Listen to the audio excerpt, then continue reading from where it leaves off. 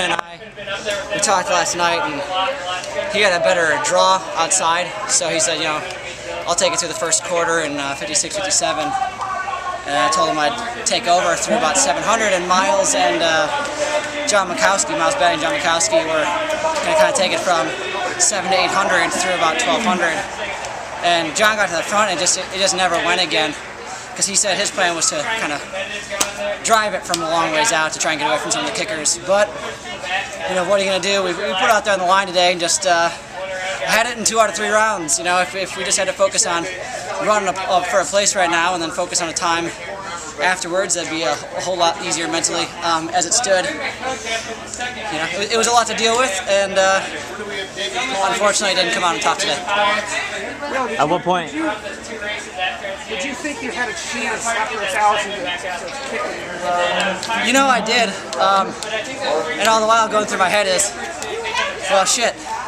You're going to have to close really, really, really quickly to run the standard today, which isn't what should be going through my head in a championship-style race. You'd like to just have race. And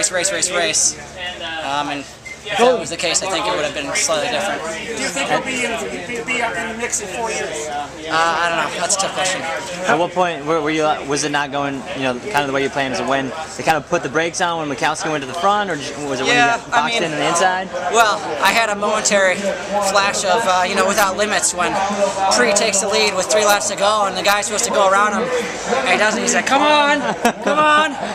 I felt that because John was supposed to come around me between 700 and 800, and that didn't happen. I was just like, oh shit, I'm going to be hung out to dry here for the next 700 meters or until everyone blows by you. And in a day like this, the field is so good that you're going to have an A++ day to be able to do it from the front.